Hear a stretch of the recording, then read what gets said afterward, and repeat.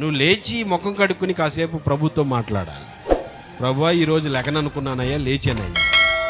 ఏముంది అక్కడికాడే గుండు పడేస్తే, రాత్రి గుండు పడేస్తే ఏమవుతుంది? ఈరోజు నాకు ఇచ్చేవయ్యా అని చెప్పి దేవుని సన్నిధిలో నువ్వు కాసేపు దేవునికి ప్రార్థన చేసుకోవాలి. హల్లెలూయా. ఉదయకాలానే ప్రార్థన చేసుకోవాలి. నేను మీకు చెప్తున్న మాట ఏంటంటే ఉదయాన్నే లేచి నువ్వు ప్రార్థన చేయాలి. హల్లెలూయా.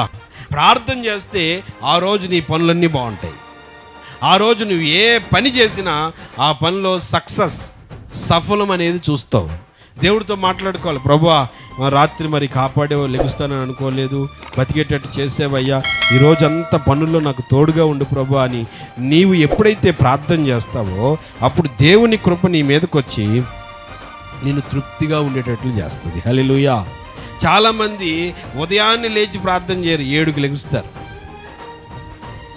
7కి లేస్తారు, 8కి లెగుస్తారు. ప్రియమైన దేవుని బిడ్డలారా, పురుషులైనా స్త్రీలైనా సరే ఉదయాన్నే ప్రార్థన చేయాలి. ప్రార్థన చేస్తే ఆ దినమంతా దేవుని కృప చేత నువ్వు నింపబడతావు. హల్లెలూయా.